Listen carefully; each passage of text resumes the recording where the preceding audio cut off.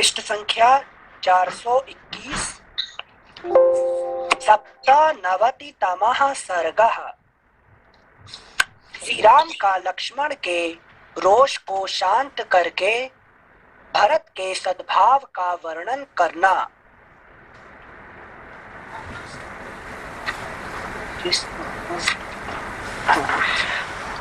लक्ष्मण का लज्जित हो श्री राम के पास खड़ा होना और भरत की सेना का पर्वत के नीचे छावनी डालना। लक्ष्मण भरत के प्रति रोषावेश के कारण क्रोधवश अपना विवेक खो बैठे थे। उस अवस्था में श्री राम ने उन्हें समझा बुझाकर शांत किया और इस प्रकार कहा। लक्ष्मण महाबली, एक मिनट हम मिस कर रहे हैं, कुछ लगता है। ठीक है, okay sensei, thank you sensei. श्लोक संख्या 1। लक्ष्मण भरत के प्रति ने वो स्टोरी याद आ रहा था कि जब जंगल में दूर से लक्ष्मण जी पेड़ पे चढ़ के भरत जी को देख लिए थे तो क्रोधित हो रहे थे, तो वही अंत हुआ था ना अपना यस्टरडे। तो मैं भरत को मार दूंगा, भरत को मैंने ये कर दूंगा, उनका गुस्सा है। ठीक है, अच्छा, हाँ सेंसे, थैंक यू सेंसे। अभी राम जी उनको कह रहे हैं कि भाई देखो, तुम जो कह रहे हैं किसको प्रति कह रहे हैं, ये है भरत, है कि नहीं? हाँ। जो भरत जो है, जो मुझे सबसे बड़ा प्यार उनके साथ है कि नहीं? इतने महान कोई व्यक्ति है ही नहीं है जितने भरत जी है। ठीक है ना? कल हम पढ़े थे ना, वो बोल रहे थे कि मैं भरत को मार के धनुष और बाण के ऋण से उरूम हो जाऊंगा। हाँ, थैंक यू सेंसे। श्लोक संख्या 1। लक्ष्मण भरत के प्रति रोषावेश के कारण क्रोधवश अपना विवेक खो बैठे थे। उस अवस्था में श्री राम ने उन्हें समझा बुझाकर शांत किया और इस प्रकार कहा। लक्ष्मण महाबली और महान उत्साही भरत जब स्वयं यहाँ आ गए हैं, तब इस समय यहाँ धनुष अथवा ढाल तलवार से क्या काम है? लक्ष्मण पिता के सत्य की रक्षा के लिए प्रतिज्ञा करके यदि मैं युद्ध में भरत को मारकर उनका राज्य छीन लूं, तो संसार में मेरी कितनी निंदा होगी। फिर उस कलंकित राज्य को लेकर मैं क्या करूंगा? अपने बंधु बांधवों या मित्रों का विनाश करके जिस धन की प्राप्ति होती हो, वह तो विष मिश्रित भोजन के समान सर्वथा त्याग देने योग्य है। उसे मैं कदापि ग्रहण नहीं करूंगा। जिनसे ये जो वाक्य आ रहा है यहाँ पे, ये भगवत गीता में अध्याय 1 में अर्जुन भी यही कहने की कोशिश कर रहे हैं ना कृष्ण को। तो वहां से ये कॉपी किया ना, यहाँ से वहां कॉपी हुआ, यहाँ से वहां कॉपी किया ना सेंसे। ठीक है ना, क्योंकि व्यास जी वाल्मीकि जी से कॉपी करते हैं। अच्छा, हाँ सेंसे। लेकिन सेंसे यहाँ तो ज्ञानी राम समझा रहे हैं लक्ष्मण को और वहां पर अर्जुन विषाद कर रहे हैं कृष्ण के सामने। तो मतलब स्टोरी उलट गई है पूरी तरह। नहीं, एक्चुअली वो जो ये कह रहे हैं, राम जी जो कह रहे हैं और अर्जुन जी कह रहे हैं, वो शास्त्र की बात ही कह रहे हैं। ठीक है ना? ऐसे होगा तो ऐसे होगा, ये कोई ये नहीं कर रहे हैं कि जो शास्त्र में, जो धर्मशास्त्र में है वही कह रहे हैं, लेकिन धर्मशास्त्र में रूल है, लेकिन ऐसे होगा तो ऐसे होगा, कर्म थ्योरी। ठीक है ना? Okay sensei, thank you sensei. श्लोक संख्या 4। अपने बंधु बांधवों या मित्रों का विनाश करके जिस धन की प्राप्ति होती हो, वह तो विष मिश्रित भोजन के समान सर्वथा त्याग देने योग्य है। उसे मैं कदापि ग्रहण नहीं करूंगा। लक्ष्मण मैं तुमसे प्रतिज्ञा पूर्वक कहता हूँ कि धर्म, अर्थ, काम और पृथ्वी का राज्य भी मैं तुम्ही लोगों के लिए चाहता हूँ। सुमित्रा कुमार, क्या कहना चाहते हैं? जिनसे राज्य मुझे राज्य नहीं चाहिए, लेकिन नहीं, यहाँ जो ये जो 5 नंबर में हाँ। क्या कहना क्या है? संजय, यस संजय। लक्ष्मण, मैं तुमसे प्रतिज्ञा पूर्वक कहता हूँ कि धर्म, अर्थ, काम और पृथ्वी का राज्य भी मैं तुम्ही लोगों के लिए चाहता हूँ। संजय, क्योंकि राम जी का तो मेन गोल मोक्ष है। कहते कि मोक्ष के छोड़ के बाकी सब मैं सबके साथ जाता हूँ, है ना? अगर भाई फैमिली सब नहीं होंगे तो क्या अब काम कैसे करेंगे, एंजॉय कैसे करेंगे, है कि नहीं? अर्थ कैसे ये हो, किसके लिए है कि नहीं? और धर्म किसके लिए, कौन किसके साथ करेंगे, ये सब जो है सबके साथ मिलके। सिर्फ मोक्ष एक ही चीज होता है जो कि अपने लिए, ठीक है ना? मोक्ष अपने के लिए और बाकी 3 सब मिलके। खाना खाएंगे सब मिलके खाएंगे, ठीक है ना? तो मोक्ष क्या है? अकेले होता है, अकेले हैं, ठीक है ना? Thank you Sanjay. श्लोक संख्या 6। सुमित्रा कुमार, मैं भाइयों के संग्रह और सुख के लिए ही, अगला पृष्ठ 422, राज्य की भी इच्छा करता हूँ, और इस बात की सच्चाई के लिए मैं अपना धनुष छूकर शपथ खाता हूँ। सौम्य लक्ष्मण, समुद्र से घिरी हुई यह पृथ्वी मेरे लिए दुर्लभ नहीं है, परंतु मैं अधर्म से इंद्र का पद पाने की भी इच्छा नहीं कर सकता। मानद, भरत को, तुमको और शत्रुघ्न को छोड़कर यदि मुझे कोई सुख मिलता हो तो उसे अग्निदेव जलाकर भस्म कर डाले। मानद, भरत को, तुमको और शत्रुघ्न को छोड़कर यदि मुझे कोई सुख मिलता हो तो उसे अग्निदेव जलाकर भस्म कर डाले। मतलब हम सब एक है, लेकिन एक भाई तो 4 है, मगर सब हम एक ग्रुप है कि नहीं, एक साथ है। अच्छा, okay sensei, thank you sensei. श्लोक संख्या 9। वीर पुरुष प्रवर भरत बड़े भ्रातृभक्त हैं, वे मुझे प्राणों से भी बढ़कर प्रिय हैं। मुझे तो ऐसा मालूम होता है, भरत ने अयोध्या में आने पर जब सुना है कि मैं तुम्हारे और जानकी के साथ जटावल्कल धारण करके वन में आ गया हूँ, तब उनकी इंद्रियां शोक से व्याकुल हो उठी हैं और वे कुल धर्म का विचार करके स्नेह युक्त हृदय से हम लोगों से मिलने आए हैं। इन भरत के आगमन का इसके सिवा दूसरा कोई उद्देश्य नहीं हो सकता। माता कैकेयी के प्रति कुपित हो उन्हें कठोर वचन सुनाकर और पिताजी को प्रसन्न करके श्रीमान भरत मुझे राज्य देने के लिए आए हैं। भरत का हम लोगों से मिलने के लिए आना सर्वथा समयोचित है। वे हमसे मिलने के योग्य हैं। हम लोगों का कोई अहित करने का विचार तो वे कभी मन में भी नहीं ला सकते। मगर राम जी अच्छे तरह जानते हैं भरत जी का, है कि नहीं? भरत जी का जो कैरेक्टर है अच्छे तरह से स्टडी किए हैं, इसीलिए वो कह सकते हैं, ठीक है ना? हाँ, जैसे भरत जी का जो चरित्र है सर, क्या नाम, राम जी जानते हैं, उनके सिवा उनको किसी ने पहचाना नहीं ना। किसी ने, चाहे भारद्वाज ऋषि हो, चाहे लक्ष्मण हो, चाहे कोई भी हो, सबको कल ही है ना भरत जी को। मगर भरद्वाज जी उनको टेस्ट कर रहे थे, क्योंकि भरद्वाज जानते थे तो भी उनको परीक्षा कर रहे थे, क्योंकि गुरु का काम होता है जानते हुए भी उसको नहीं मानेंगे, है कि नहीं? उनको टेस्ट कर रहे थे, इसीलिए उनको खाना पीना और उनको स्वर्ग का शरीर देना, है कि नहीं? देखिए उन लोग देखते थे कि वे सही में उनको मन में क्या है कि नहीं? तो वो टेस्ट करने के बाद देखें कि ये तो सही में राम जी को छोड़ किसी कुछ भी नहीं चाहिए, है कि ये परीक्षा कर ली, पास कर लिए, है कि तो आके उनको बताना पड़ा कि भाई मेरी ये जो इच्छा नहीं थी, मेरी मद्रास समाज वो थी, मेरी इच्छा नहीं थी, तो हर एक को उनको बताना पड़ा ये चीज ना। हाँ, ये तो है। Thank you. बस राम जी जो है जानते हैं, उनके राम जी अच्छे जानते हैं। जी सर। Thank you sir.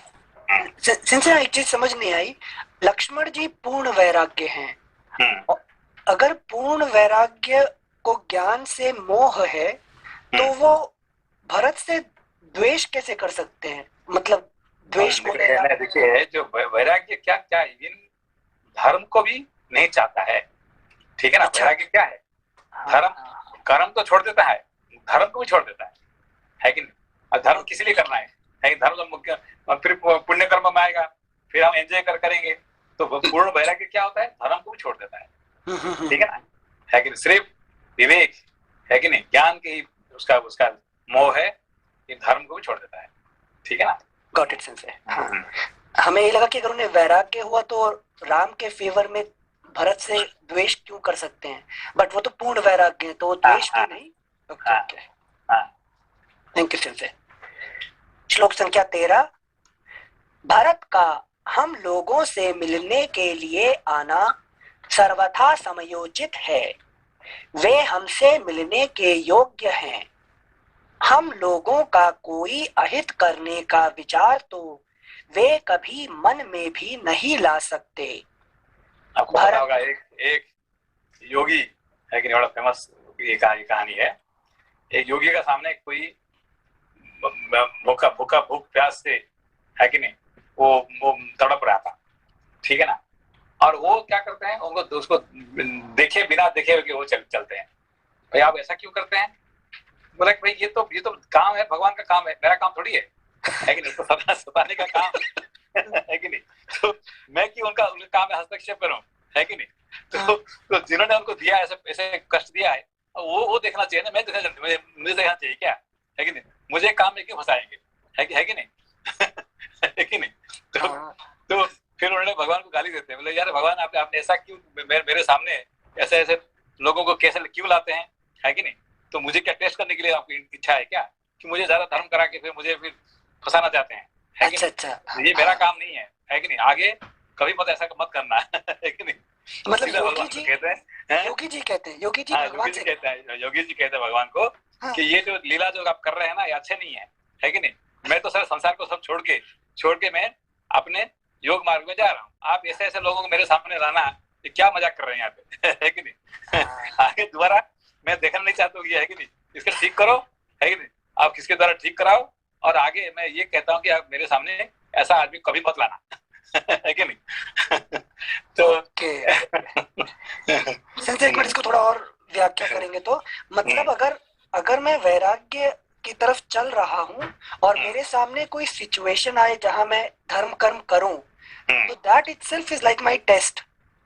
हाँ नहीं, एक्चुअली क्या देखिए, ये जो वैराग्य आपने पूछा ना लक्ष्मण, हाँ। तो लक्ष्मण अपना पिता को क्या बोले, मार देता हूँ, है कि नहीं। पिता को अपना इसको संसार में अपना बीबी को छोड़ दिया, इसको इनका सारे काम देखेंगे तो आपको कैसा लग रहा है? ये आदमी जैसे लग रहा है क्या? नहीं, किसी से कोई भी रिलेशन नहीं है। देखो अपना बीवी को एक यहाँ पे अपने पूरा रामायण में एक पल तक पूछे भाई मैं जा रहा हूँ कि मैं जाना कुछ एक शब्द कहीं पे है? कुछ नहीं है कि नहीं। तो किस तरह का आदमी है ये है कि नहीं। हाँ। इसको कुछ लेकिन आपका पिताजी को मार दूंगा, है कि नहीं, इसको ये कर दूंगा, इसको भाई को मार दूंगा, है कि नहीं। इनका जो मन में जो विचार आता है, ये क्या है? ये पूर्ण वैराग्य में क्या होता है कि विभिन्न धर्म को भी नहीं चाहते हैं, है कि नहीं। क्यों? धर्म करेंगे तो फिर क्या होगा? पुण्य मिल जाएगा, पुण्य मिलने फिर अच्छे से उसको खर्च मिल जाएगा, है कि नहीं। तो फिर अपना कर्म साधन पूरा नहीं होगा, है कि नहीं। इसलिए योगी जी कहते हैं कि भगवान ये क्या आपका लीला समझ में नहीं आ रहा मेरे को, ऐसे आदमी को क्यों मेरे सामने लाते हैं, है कि नहीं। आपको उसको पनिशमेंट देना है तो अपना घर में पनिशमेंट दीजिए, मेरे सामने करने का क्या मतलब है। मैं तो योग क्षेत्र में जा रहा हूँ और मेरे सामने ऐसे लोगों को लाना, है कि नहीं, तो मेरा टाइम को बर्बाद कर रहे हैं आप, है कि नहीं। तो दोबारा मुझे ऐसे सामने मेरे आदमी को लाना नहीं है कि नहीं। आपको मैं वार्निंग दे रहा हूँ, है कि नहीं। जैसे मतलब वैराग्य विदाउट विवेक। नहीं, विवेक नहीं, ये विवेक है मगर अपना मतलब लक्ष्य के प्रति ये नहीं है, क्या कहते, मोह नहीं है। अच्छा, है कि नहीं। हाँ। मतलब वहाँ लक्ष्य क्लियर है कि मोक्ष के मार्ग में धर्म भी रुकावट करता है, रुकावट पैदा करेगा, है कि नहीं। काम और अर्थ तो है ही है, धर्म भी बड़ा रुकावट करेगा, है कि नहीं। इसीलिए वैरागी क्या करता है, इसको धनों को भी छोड़ देता है कि नहीं? Thank you sensei, thank you sensei. श्लोक संख्या 13। भरत का हम लोगों से मिलने के लिए आना सर्वथा समयोचित है। वे हमसे मिलने के योग्य हैं। हम लोगों का कोई अहित करने का विचार तो वे कभी मन में भी नहीं ला सकते।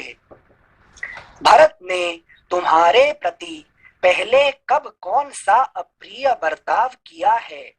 अभी तक कभी किया है क्या हमने कोई अप्रिय बर्ताव? है कि नहीं? अब तुम्हें किया है ना, मुझे किया है ना, किसको किया है, ठीक है ना? हाँ, थैंक यू सेंसे। श्लोक संख्या 14। भरत ने तुम्हारे प्रति पहले कब कौन सा अप्रिय बर्ताव किया है जिससे आज तुम्हें उनसे ऐसा भय लग रहा है और तुम उनके विषय में इस तरह की आशंका कर रहे हो? भरत के आने पर तुम उनसे कोई कठोर या अप्रिय वचन ना बोलना। यदि तुमने उनसे कोई प्रतिकूल बात कही तो वह मेरे ही प्रति कही हुई समझी जाएगी।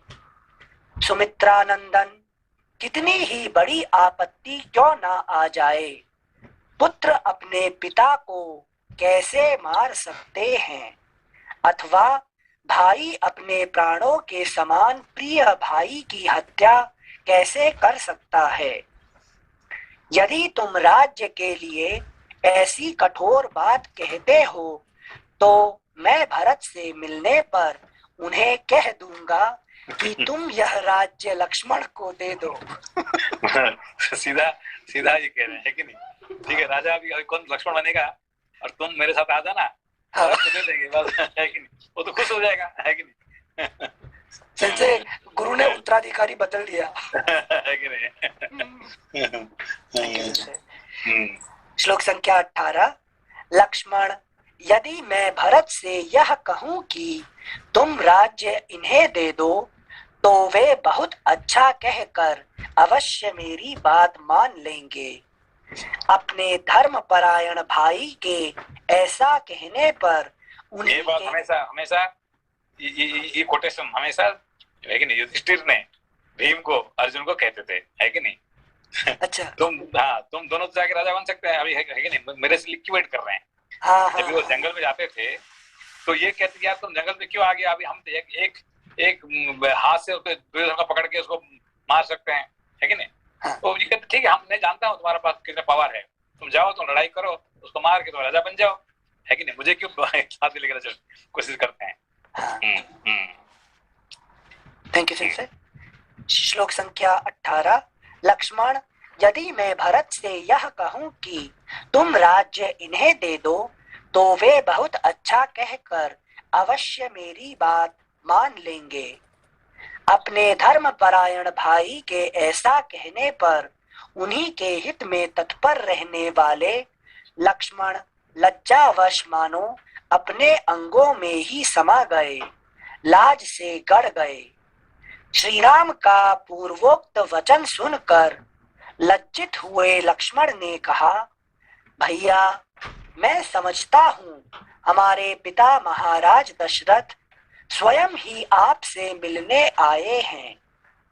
लक्ष्मण को लज्जित हुआ देख श्री राम ने उत्तर दिया, मैं भी ऐसा ही मानता हूँ कि हमारे महाबाहु पिताजी ही हम लोगों से मिलने आए हैं, अथवा मैं ऐसा समझता हूँ कि हमें सुख भोगने के योग्य मानते हुए पिताजी वनवास के कष्ट का विचार करके हम दोनों को निश्चय ही घर लौटा ले जाएंगे। मेरे पिता रघुकुल तिलक श्रीमान महाराज दशरथ अत्यंत सुख का सेवन करने वाली इन विदेह राज नंदिनी सीता को भी वन से साथ लेकर ही घर को लौटेंगे। अगला पृष्ठ 423। अच्छे घोड़ों के कुल में उत्पन्न हुए ये ही वे दोनों वायु के समान वेगशाली, शीघ्रगामी, वीर एवं मनोरम अपने उत्तम घोड़े चमक रहे हैं। परम बुद्धिमान पिताजी की सवारी में रहने वाला यह वही विशालकाय शत्रुंजय नामक बूढ़ा गजराज है जो सेना के मुहाने पर झूमता हुआ चल रहा है। महाभाग, परंतु इसके ऊपर पिताजी का वह विश्वविख्यात दिव्य श्वेत छत्र मुझे नहीं दिखाई देता है। इससे मेरे मन में संशय उत्पन्न होता है। लक्ष्मण, जो श्वेत छत्र होता है वो नहीं है, क्या उसका अर्थ हुआ है? श्वेत छत्र जैसे धर्म का जो छत्र नहीं, वहां पे जो राजा बनेगा वही वो छत्र लेके आएगा, ठीक है ना। अभी तो राजा नहीं है कोई, है कि नहीं। भरत राजा बनने के लिए इनकार कर लिए, ठीक है ना। तो श्वेत छत्र जो है सिर्फ दशरथ के बाद वो खाली पड़ा हुआ है, ठीक है ना। अच्छा, मतलब राजा नहीं आ रहे हैं उससे राजा कर दिया। हाँ। अच्छा अच्छा अच्छा, थैंक यू सेंसे। सेंसे श्वेत का, नमस्ते सेंसे। हाँ, नमस्ते नमस्ते। सेंसे श्वेत का भी मतलब वो शांति का प्रतीक होता है। हाँ, श्वेत मतलब जो सफेद का छत्ते होते हैं ना, वहाँ पे जो राजा के ऊपर होता है, छत्र होता है कि नहीं। वो दशरथ, अभी तक दशरथ जहाँ जाते थे श्वेत छत्र जाता था, ठीक है ना। अभी वो भरत ने मना कर दिए, मैं तो राजा नहीं बनने वाला हूँ, ठीक है ना। तो जब तक दूसरा राजा नहीं बनेंगे तब तक श्वेत छत्र जो है ऐसा ही वहीं रहेगा सिंहासन के पास में, ठीक है ना। जो भी राजा बनेगा तो वहाँ वो श्वेत छत्र में दबाएगा। धन्यवाद सेंसे। Thank you sensei. श्लोक संख्या 27। लक्ष्मण, अब मेरी बात मानो और पेड़ से नीचे उतर आओ। धर्मात्मा श्री राम ने सुमित्रा कुमार लक्ष्मण से जब ऐसी बात कही तब युद्ध में विजय पाने वाले लक्ष्मण उस शाल वृक्ष के अग्रभाग से उतरे और अभी तक ऊपर ही थे अभी तक, ठीक है ना। Thank you sensei. श्लोक संख्या 28। लक्ष्मण, अब मेरी बात मानो और पेड़ से नीचे उतर आओ। धर्मात्मा श्री राम ने सुमित्रा कुमार लक्ष्मण से जब ऐसी बात कही तब युद्ध में विजय पाने वाले लक्ष्मण उस शाल वृक्ष के अग्रभाग से उतरे और श्री राम के पास हाथ जोड़कर खड़े हो गए। उधर भरत ने सेना को आज्ञा दी कि यहाँ किसी को हम लोगों के द्वारा बाधा नहीं पहुंचनी चाहिए। उनका यह आदेश पाकर समस्त सैनिक पर्वत के चारों ओर नीचे ही ठहर गए। उस समय हाथी, घोड़े और मनुष्यों से भरी हुई इक्ष्वाकु वंशी नरेश की वह सेना पर्वत के आसपास की 1.5 योजन 6 कोस भूमि घेर कर पड़ाव डाले हुए थी। नीतिज्ञ भरत धर्म को सामने रखते हुए गर्व को त्याग कर रघुकुल नंदन श्री राम को प्रसन्न करने के लिए जिसे अपने साथ ले आए थे, वह सेना चित्रकूट पर्वत के समीप बड़ी शोभा पा रही थी।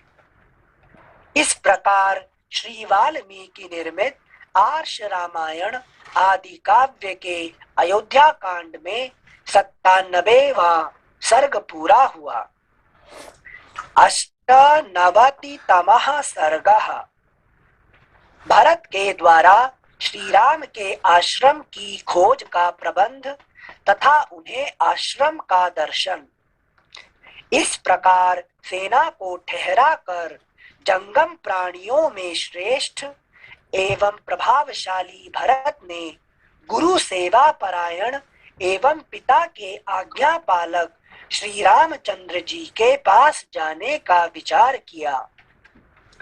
जब सारी सेना विनीत भाव से यथास्थान ठहर गई, तब भरत ने अपने भाई शत्रुघ्न से इस प्रकार कहा, सौम्य, बहुत से मनुष्यों के साथ इन निषादों को भी साथ लेकर तुम्हें शीघ्र ही इस वन में चारों ओर श्री रामचंद्र जी की खोज करनी चाहिए। निषाद राजगुह स्वयं भी धनुष बाण और तलवार धारण करने वाले अपने सहस्रों बंधु बांधवों से घिरे हुए जाएं और इस वन में ककुत्स्थवंशी श्री राम और लक्ष्मण का अन्वेषण करें। मैं स्वयं भी मंत्रियों, पूर्ववासियों, गुरुजनों तथा ब्राह्मणों के साथ उन सब से घिरा रहकर पैदल ही सारे वन में विचरण करूंगा। जब तक श्री राम, महाबली लक्ष्मण अथवा महाभागा विदेह राजकुमारी सीता को ना देख लूंगा, तब तक मुझे शांति नहीं मिलेगी। अगला पृष्ठ 424। जब तक अपने पूज्य भ्राता श्री राम के कमल दल के सदृश विशाल नेत्रों वाले सुंदर मुख चंद्र का दर्शन ना कर लूंगा, तब तक मेरे मन को शांति नहीं प्राप्त होगी। निश्चय ही सुमित्रा कुमार लक्ष्मण कृतार्थ हो गए, जो श्री रामचंद्र जी के उस कमल सदृश नेत्र वाले महातेजस्वी मुख का निरंतर दर्शन करते हैं, जो चंद्रमा के समान निर्मल एवं आह्लाद प्रदान करने वाला है। जब तक भाई श्री राम के राजोचित लक्षणों से युक्त चरणार विंदों को अपने सिर पर नहीं रखूंगा, तब तक मुझे शांति नहीं मिलेगी। जब तक राज्य के सच्चे अधिकारी आर्य श्री राम पिता पितामहों के राज्य पर प्रतिष्ठित हो अभिषेक के जल से आर्द्र नहीं हो जाएंगे, तब तक मेरे मन को शांति नहीं प्राप्त होगी। जो समुद्र पर्यंत पृथ्वी के स्वामी अपने पति देव श्री रामचंद्र जी का अनुसरण करती हैं, वे जनक किशोरी विदेह राज नंदिनी महाभागा सीता अपने उस सत्कर्म से कृतार्थ हो गई। जैसे नंदन वन में कुबेर निवास करते हैं, उसी प्रकार जिसके वन में ककुत्स कुलभूषण श्री रामचंद्र जी विराज रहे हैं, वह चित्रकूट परम मंगलकारी तथा गिरिराज हिमालय एवं वेंकटाचल के समान श्रेष्ठ पर्वत है। वह चित्रकूट परम मंगलकारी तथा गिरिराज हिमालय एवं वेंकटाचल के समान श्रेष्ठ पर्वत है। वेंकटाचल ये क्या साउथ में आता है क्या? वेंकटाचल यहाँ पे मंत्र में तो नहीं है, श्लोक में तो नहीं है। अच्छा, ओके। हमें यही लगा जैसे कोई साउथ का ट्रांसलेटर शायद। वो लोग तिरुपति पे वेंकटराव कहते हैं, यहाँ पे तो नहीं है। अच्छा, श्लोक में है क्या? नहीं, संचय नहीं लग रहा। सुशुभ चित्रकूटौ सौ गिरिराज समो गिरि, नहीं है संचय। ओके संचय, थैंक यू। श्लोक संख्या 13। यह सर्प सेवित दुर्गम वन भी कृतार्थ हो गया, जहाँ शस्त्रधारियों में श्रेष्ठ महाराज श्री राम निवास करते हैं। ऐसा कहकर महातेजस्वी पुरुष प्रवर महाबाहु भरत ने उस विशाल वन में पैदल ही प्रवेश किया। वक्ताओं में श्रेष्ठ भरत पर्वत शिखरों पर उत्पन्न हुए वृक्ष समूहों के, जिनकी शाखाओं के अग्रभाग फूलों से भरे थे, बीच से निकले। आगे जाकर वे बड़ी तेजी से चित्रकूट पर्वत के एक शाल वृक्ष पर चढ़ गए और वहां से उन्होंने श्री रामचंद्र जी के आश्रम पर सुलगती हुई आग का ऊपर उठता हुआ धुआं देखा। उस धूम को देखकर श्रीमान भरत को अपने भाई शत्रुघ्न सहित बड़ी प्रसन्नता हुई और यही श्री राम है, यह जानकर उन्हें अथाह जल से पार हो जाने के समान संतोष प्राप्त हुआ। इस प्रकार चित्रकूट पर्वत पर पुण्यात्मा महर्षियों से युक्त श्री रामचंद्र जी का आश्रम देखकर महात्मा भरत ने ढूंढने के लिए आई हुई सेना को पुनः पूर्व स्थान पर ठहरा दिया और वे स्वयं गुह के साथ शीघ्रता पूर्वक आश्रम की ओर चल दिए। इस प्रकार श्री वाल्मीकि निर्मित आर्ष रामायण आदि काव्य के अयोध्या कांड में 98वां सर्ग पूरा हुआ। नवनवतितमः सर्गः। भरत का शत्रुघ्न आदि के साथ श्री राम के आश्रम पर जाना, उनकी पर्णशाला को देखना तथा रोते रोते उनके चरणों में गिर जाना, श्री राम का उन सबको हृदय से लगाना और मिलना। सेना के ठहर जाने पर भाई के दर्शन के लिए उत्कंठित होकर भरत अपने छोटे भाई शत्रुघ्न को आश्रम के चिन्ह दिखाते हुए उसकी ओर चले। गुरु भक्त भरत महर्षि वशिष्ठ को यह संदेश देकर कि आप मेरी, अगला पृष्ठ 425, कि आप मेरी माताओं को साथ लेकर शीघ्र ही आइए, तुरंत आगे बढ़ गए। सुमंत्र भी शत्रुघ्न के समीप ही पीछे पीछे चल रहे थे। उन्हें भी भरत के समान ही श्री रामचंद्र जी के दर्शन की तीव्र अभिलाषा थी। चलते चलते ही श्रीमान भरत ने तपस्वियों के आश्रमों के समान प्रतिष्ठित हुई भाई की पर्णकुटी और झोपड़ी देखी। उस पर्णशाला के सामने भरत ने उस समय बहुत से कटे हुए काष्ठ के टुकड़े देखे जो होम के लिए संग्रहित थे। साथ ही वहां पूजा के लिए संचित किए हुए फूल भी दृष्टिगोचर हुए। आश्रम पर आने जाने वाले श्री राम और लक्ष्मण के द्वारा निर्मित मार्ग बोधक चिन्ह भी उन्हीं वृक्षों में लगे दिखाई दिए, जो कुशों और चीरों द्वारा तैयार करके कहीं कहीं वृक्षों की शाखाओं में लटका दिए गए थे। श्लोक संख्या 7। उस वन में शीत निवारण के लिए मृगों की लेनी और भैंसों के सूखे हुए गोबर के ढेर एकत्र करके रखे गए थे, जिन्हें भरत ने अपने आंखों देखा। उस समय चलते चलते ही परम कांतिमान महाबाहु भरत ने शत्रुघ्न तथा संपूर्ण मंत्रियों से अत्यंत प्रसन्न होकर कहा, जान पड़ता है कि महर्षि भरद्वाज ने जिस स्थान का पता बताया था वहां हम लोग आ गए हैं। मैं समझता हूँ कि मंदाकिनी नदी यहाँ से अधिक दूर नहीं। वृक्षों में ऊंचे बंधे हुए ये चीर दिखाई दे रहे हैं, अतः समय बेसमय जल आदि लाने के निमित्त बाहर जाने की इच्छा वाले लक्ष्मण ने जिसकी पहचान के लिए यह चिन्ह बनाया है, वह आश्रम को जाने वाला मार्ग यही हो सकता है। इधर से ये समझ में आया? 10 नंबर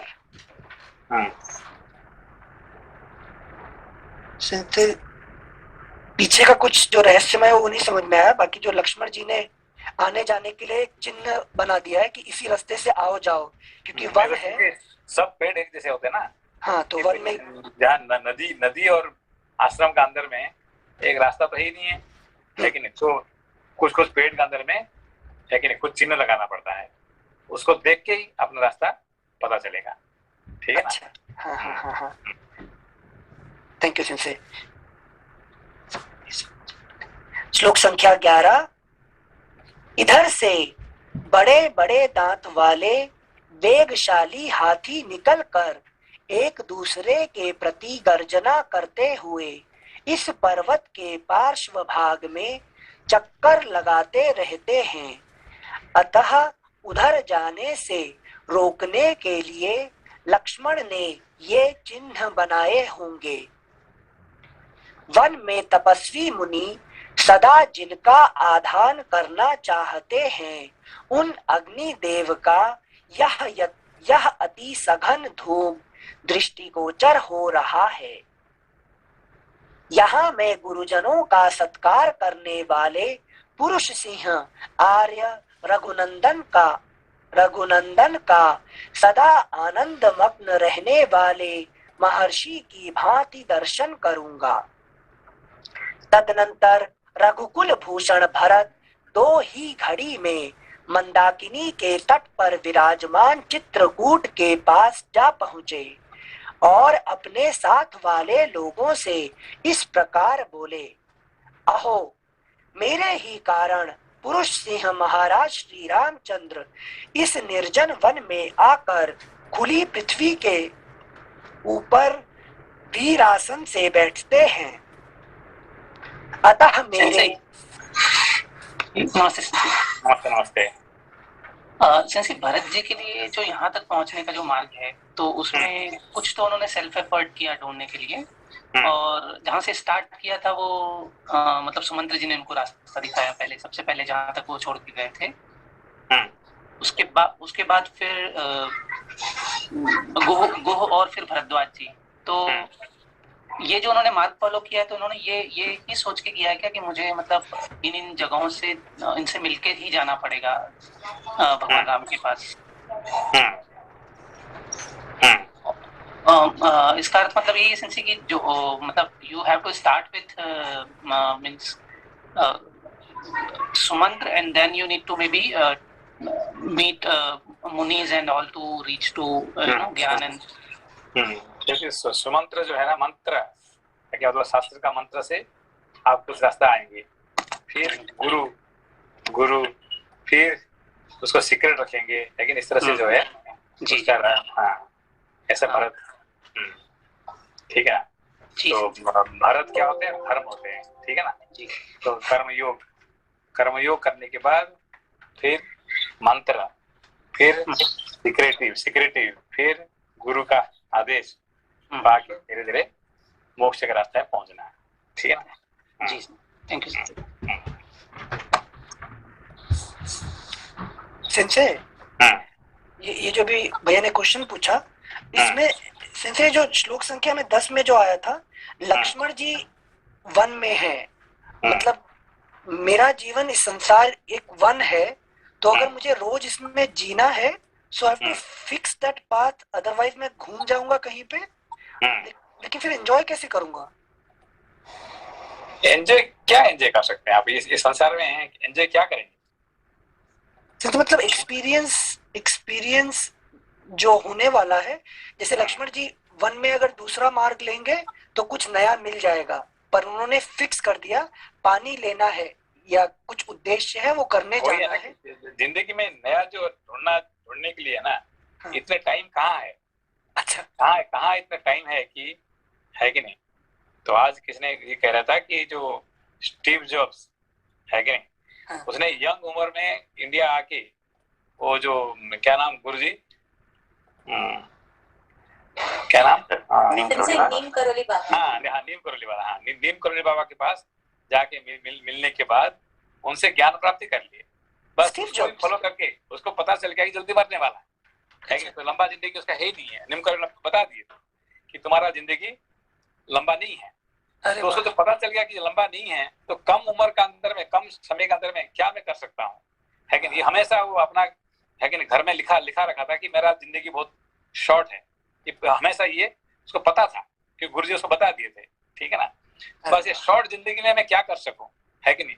इसीलिए उसका सक्सेस होने का कारण यही है कि बस उसको रास्ता मिल गया था और मार्ग फिक्स कर दिया, फिक्स कर दिया था, है कि नहीं? हाँ, उसको लंबा जिंदगी जिया नहीं है, मगर जितने कम दिन रहा वो अपना जो कुछ करना दुनिया के लिए, जो कुछ करना कर दिया उसने। ठीक है ना, तो ऐसे ही तो जिसको रास्ता पता चल गया जिंदगी में, भाई मेरा जिंदगी में तो यहाँ पे लंबा रहने वाला नहीं हूँ, है कि नहीं? 100 साल भी रहे, 120 साल भी रहे, तो यहाँ का समय अनुसार कितना बहुत छोटा समय है, बिल्कुल, है कि नहीं? सूरज चंद्र है कि नहीं, हिमालय के इस टाइम में दिखेंगे तो हमारा समय कितने कम है कि नहीं?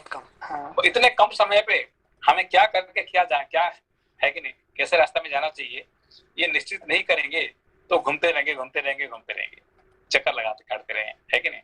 तो ये आज किससे बात हो रहा था कि नीम करोली बाबा का तो आशीर्वाद प्राप्त करने के बाद इनका जिंदगी में कितने बदलाव आ गया, है कि नहीं। अरे वाह, थैंक यू सिंह से। वो बहुत कम उम्र में वो ये भारत आके उनका दर्शन कर लिया, है कि नहीं। हाँ जी। ये भैया जी नमस्ते। नमस्ते नमस्ते। भैया ये इसका भी मार्क जुकरबर्ग का भी कहा जाता है कि ये भी गया था फेसबुक शुरू करने के बाद, ये भी गए थे वहाँ हरिद्वार और नीम करोली बाबा के आश्रम में। हाँ। इनको स्टीव जॉब्स ने कहा था कि जाओ तुम वहाँ पे, तुम्हें रास्ता मिलेगा उधर। हाँ। 2005 के आसपास कभी आए थे ये इंडिया में। हाँ।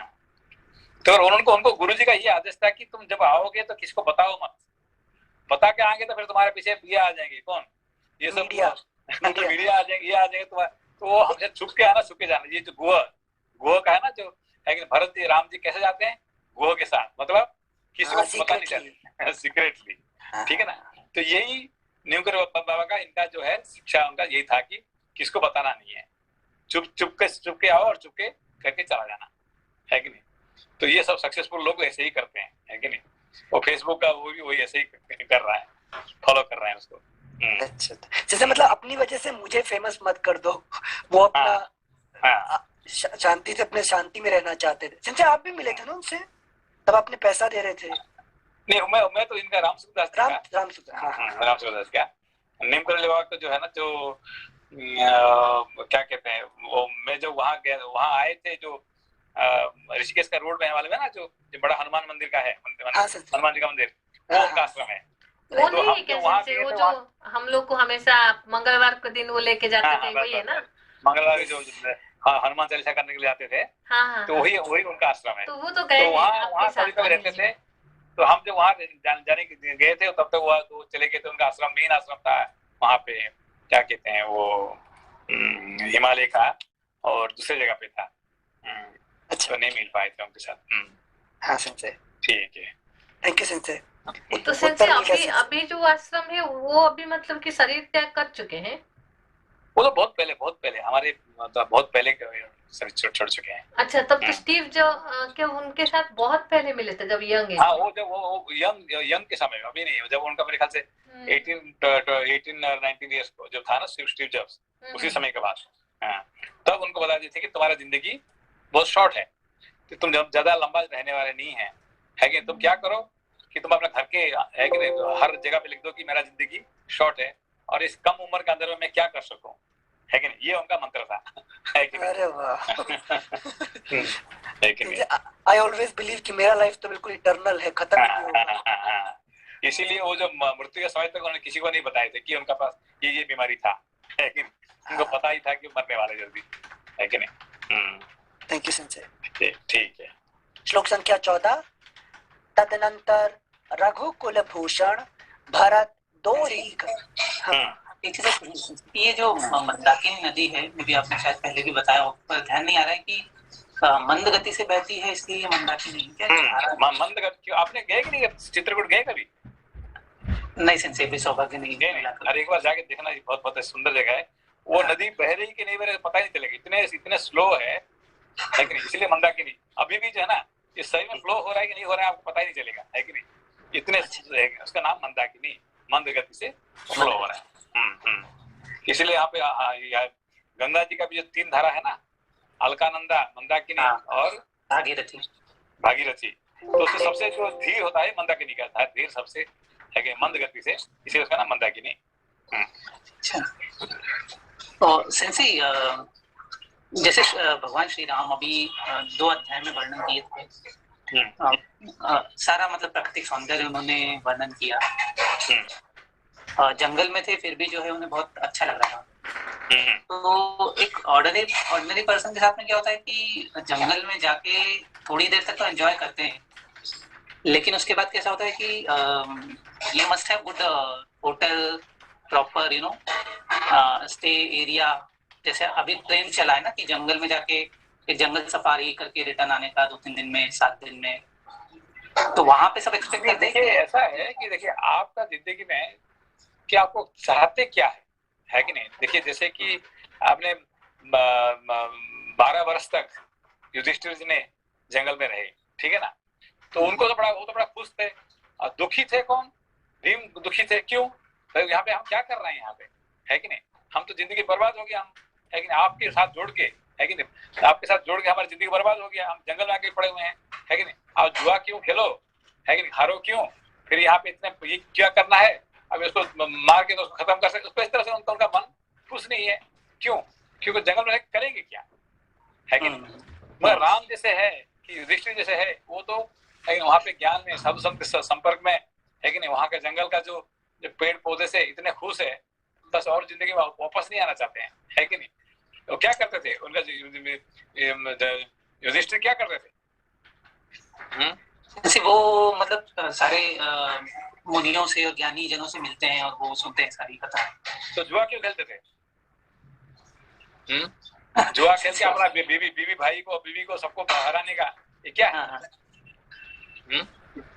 जी, क्या कर रहे थे?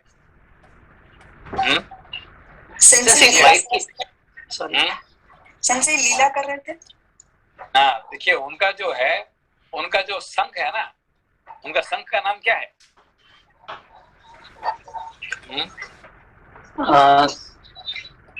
युधिष्ठिर जी के शंख का नाम अनंत विजय, अनंत विजय राजा कुंती पुत्र युधिष्ठिरा, है कि नहीं? युधिष्ठिर का जो ये उनका शंख होता है, क्या है उनका नाम? अनंत विजय, मतलब कभी नहीं हारने वाला, है कि नहीं? उन्होंने कभी जिंदगी में हारे नहीं है। तो जुआ खेल में तो हार गए ना, सबको पता है कि उन्होंने हारे, और ये कहते हैं उनका शंख में क्या है? कभी हारे नहीं है कि नहीं? वो हारते हारते अपने को हरा दिए, अपना, है कि नहीं, बीवी को हरा दिए, भाई को हरा दिए, राज्यों को हरा दिए, सब कुछ हराए। और यहाँ पे कह रहे गीता में पहला अध्याय में क्या है कि उनका शंख का नाम है अनंत विजय, है कि नहीं? ये कैसे है? नहीं, उनका हारने में ही उनका जीत होता है कि नहीं? ये संसार को जब तक आप हारे नहीं है, तब तक आप जीत नहीं होता है कि नहीं? जंगल तब आपको खुशी होगा जब आप इस संसार का जो सुख है उसको आप जब तक नहीं भूलोगे, तब तक वो जंगल का सुख आपको आनंद नहीं मिलेगा, ठीक है ना? तो जंगल का जो आनंद प्राप्ति करने के लिए राम बनना पड़ेगा, है कि नहीं? युधिष्ठिर बनना पड़ेगा, सीता बनना पड़ेगा, ठीक है ना? अच्छा जी सर, थैंक यू। संजय, हम लोगों को लग रहा था कि मतलब जब युधिष्ठिर जी ने अपनी मतलब बीवी और भाइयों को दांव पे लगाया कि उन्होंने बहुत गलत किया, बट अभी समझ में आया कि उनको जानबूझ के जंगल पे जाना था। तो उनको किसी भी कारण से हार के, ये संसार को जब तक नहीं हारोगे तब तक आपको ज्ञान, है कि नहीं, ज्ञान का जीत नहीं मिलेगा, ठीक है ना? इसीलिए जब एक क्या इनको कैकेयी ने बोल दिए, उनका पिताजी तो नहीं बोले उनको, राम जी को कौन बोला? उनको कैकेयी ने बोला है। कैकेयी अपना भी माँ नहीं है, वो तो एक क्या ऐसे ही तो माँ, तो उनका कोई वैल्यू ही नहीं है कि नहीं?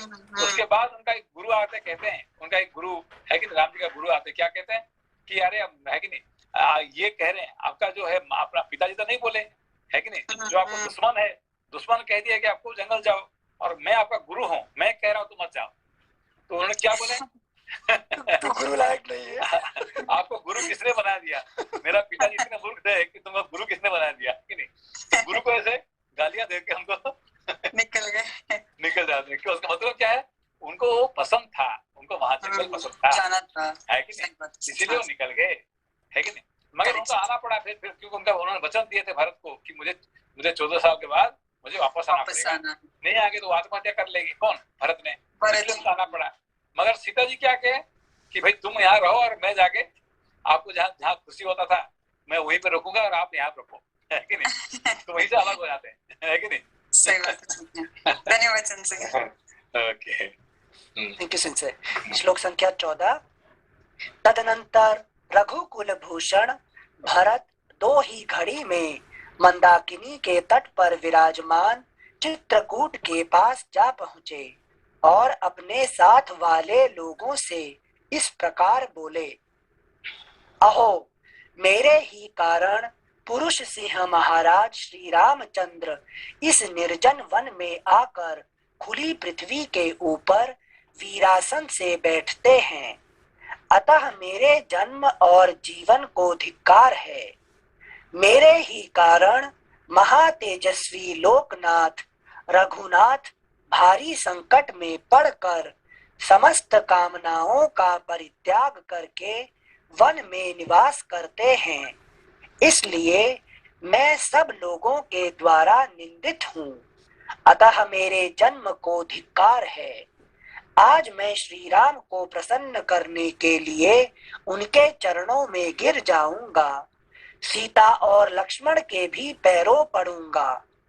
इस तरह विलाप करते हुए दशरथ कुमार भरत ने उस वन में एक बड़ी पर्णशाला देखी, जो परम पवित्र और मनोरम थी। वह शाल, ताल, अगला पृष्ठ 426,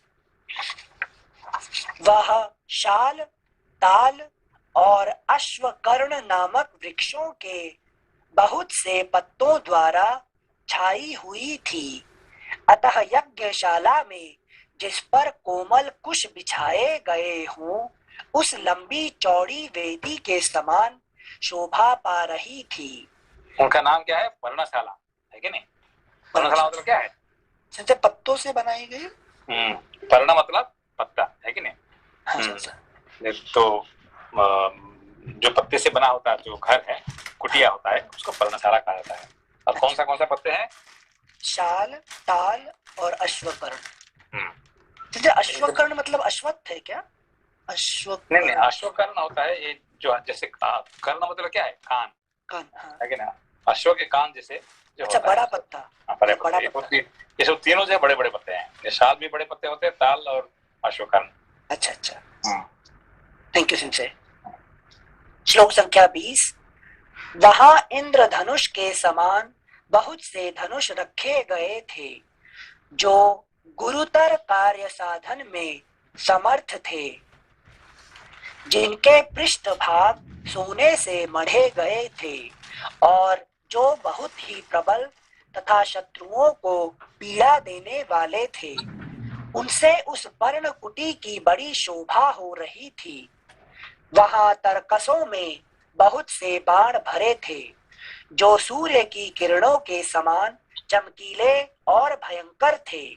उन बाणों से वह पर्णशाला उसी प्रकार सुशोभित होती थी, जैसे दीप्तिमान मुख वाले सर्पों से भोगवती पुरी शोभित होती है। सोने की म्यानों में रखी हुई 2 तलवारें और स्वर्णमय बिंदुओं से विभूषित 2 विचित्र ढालें भी उस आश्रम की शोभा बढ़ा रही थी। वहां गोह के चमड़े के बने हुए बहुत से सुवर्ण जटित दस्ताने भी टंगे हुए थे। जैसे मृग सिंह की गुफा पर आक्रमण नहीं कर सकते, उसी प्रकार वह पर्णशाला शत्रु समूहों के लिए अगम्य एवं अजेय थी। श्री राम के उस निवास स्थान में भरत ने एक पवित्र एवं विशाल वेदी भी देखी, जो ईशान कोण की ओर कुछ नीची थी। उस पर अग्नि प्रज्वलित हो रही थी। पर्णशाला की ओर थोड़ी देर तक देखकर भरत ने कुटिया में बैठे हुए अपने पूजनीय भ्राता श्री राम को देखा, जो सिर पर जटा मंडल धारण किए हुए थे। उन्होंने अपने अंगों में कृष्ण मृग चर्म तथा चीर एवं वलकल वस्त्र धारण कर रखे थे। भरत को दिखाई दिया कि श्री राम पास ही बैठे हैं और प्रज्वलित अग्नि के समान अपनी दिव्य प्रभा फैला रहे हैं। समुद्र पर्यंत पृथ्वी के स्वामी धर्मात्मा महाबाहु श्री राम सनातन ब्रह्मा की भांति कुश बिछी हुई वेदी पर बैठे थे। उनके कंधे सिंह के समान, भुजाएं बड़ी बड़ी और नेत्र प्रफुल्ल कमल के समान थे। उस वेदी पर वे सीता और लक्ष्मण के साथ विराजमान थे। उन्हें इस अवस्था में देख धर्मात्मा श्रीमान कैकेयी कुमार भरत शोक और मोह में डूब गए तथा बड़े वेग से उनकी ओर दौड़े। भाई की ओर दृष्टि पड़ते ही भरत आर्त भाव से विलाप करने लगे। वे अपने शोक के आवेग को धैर्य से रोक ना सके और आंसू बहाते हुए गदगद वाणी में बोले, हाय, जो राजसभा में बैठकर प्रजा और मंत्री वर्ग के द्वारा सेवा तथा सम्मान पाने के योग्य है, वे ही ये मेरे बड़े भ्राता श्री राम यहाँ जंगली पशुओं से घिरे हुए बैठे हैं।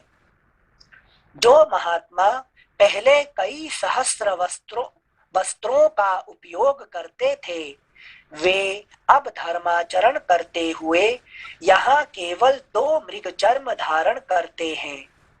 जो सदा नाना प्रकार के विचित्र फूलों को अपने सिर पर धारण करते थे, वे ही ये श्री रघुनाथ जी इस समय इस जटा भार को कैसे सहन करते हैं। जिनके लिए शास्त्रोक्त यज्ञों के अनुष्ठान द्वारा धर्म का संग्रह करना उचित है, वे इस समय शरीर को कष्ट देने से प्राप्त होने वाले धर्म का अनुसंधान कर रहे हैं। जिनके अंगों की बहुमूल्य चंदन से सेवा होती थी, उन्हीं मेरे पूज्य भ्राता का यह शरीर कैसे मल से सेवित हो रहा है। अगला पृष्ठ 427। हाय, जो सर्वथा सुख भोगने के योग्य हैं, वे श्री राम मेरे ही कारण ऐसे दुख में पड़ गए हैं। ओह, मैं कितना क्रूर हूँ, मेरे इस लोक निंदित जीवन को धिक्कार है। इस प्रकार विलाप करते करते भरत अत्यंत दुखी हो गए। उनके मुखार विंद पर पसीने की बूंदें दिखाई देने लगी। वे श्री रामचंद्र जी के चरणों तक पहुंचने के पहले ही पृथ्वी पर गिर पड़े। अत्यंत दुख से संतप्त होकर महाबली राजकुमार भरत ने एक बार दीन वाणी में आर्य कहकर पुकारा। फिर वे कुछ ना बोल सके। आंसुओं से उनका गला रूंध गया था। यशस्वी श्री राम की ओर देख वे हा आर्य कहकर चीख उठे। इससे आगे उनसे कुछ बोला ना जा सका। फिर शत्रुघ्न ने भी रोते रोते श्री राम के चरणों में प्रणाम किया। श्री राम ने उन दोनों को उठाकर छाती से लगा लिया। फिर वे भी नेत्रों से आंसुओं की धारा बहाने लगे। तत्पश्चात राजकुमार श्री राम तथा लक्ष्मण उस वन में सुमंत्र और निषाद राजगुह से मिले। मानो आकाश में सूर्य और चंद्रमा शुक्र और बृहस्पति से मिल रहे हों। यूथपति गजराज, श्लोक संख्या 41 एक बार फिर पढ़ रहे हैं। तत्पश्चात राजकुमार श्री राम तथा लक्ष्मण उस वन में सुमंत्र और निषाद राजगुह से मिले।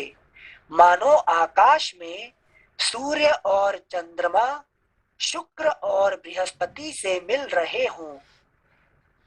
बृहस्पति और शुक्र का सुमंत्र और निषाद राज से कंपैरिजन किया यहाँ। अच्छा। सुमंत्र मतलब बृहस्पति से कंपैरिजन हो गया और निषाद राज का शुक्र से। नहीं, इनका जो एक कंपैरिजन है, हाँ। ये क्या कहते हैं, राम और लक्ष्मण ये दोनों मिल रहे हैं किसको? सुमंत्र और निषाद राज को, है कि नहीं? तो इनका जो कंपैरिजन है, तो आकाश में सूर्य और चंद्रमा ये दोनों मिल रहे हैं किसके साथ? शुक्र और बृहस्पति के साथ। समझ में? तो जैसे यहाँ थोड़ा शुक्र मतलब एंजॉयमेंट के लिए बोलते हैं ना, और बृहस्पति मतलब ज्ञान के गुरु हैं जो। तो कौन? सूर्य मिलते हैं बृहस्पति के साथ और चंद्रमा मिलते हैं शुक्र के साथ। ओके ओके ओके, समझ में? यस सेंसे, आगे से। Thank you sensei. श्लोक संख्या 42। यूथपति गजराज पर बैठकर यात्रा करने योग्य उन चारों राजकुमारों को उस विशाल वन में आया देख समस्त वनवासी हर्ष छोड़कर शोक के आंसू बहाने लगे। इस प्रकार क्योंकि श्री चार भाई को एक साथ मिलना ये बहुत है कि नहीं, रेयर होता है कि कम नहीं? हुआ है। हाँ, रामायण में एक सिर्फ जन्म साथ लिए थे सिंह से, उसके बाद हाँ शादी के साथ एक साथ हुए थे, हाँ फिर आप जंगल में हुए थे, है कि नहीं? हाँ, थैंक यू सिंह से। इस प्रकार श्री वाल्मीकि निर्मित आर्ष रामायण आदि काव्य के अयोध्या कांड में 99वां सर्ग पूरा हुआ। इसमें पढ़िए, इसमें श्लोक पढ़िए, क्या कहते हैं, मंत्र पढ़िए। इत्यार्षे श्रीमद् रामायणे वाल्मीकिये आदि काव्ये अयोध्या कांडे 99तमः सर्गः। पढ़िए। इत्यार्षे श्रीमद् रामायणे वाल्मीकिये आदि काव्ये अयोध्या कांडे 99तमः सर्गः। ठीक है। Thank you sir. प्रणाम सिंह से। प्रणाम। नमस्ते। नमस्ते। प्रणाम। प्रणाम। प्रणाम।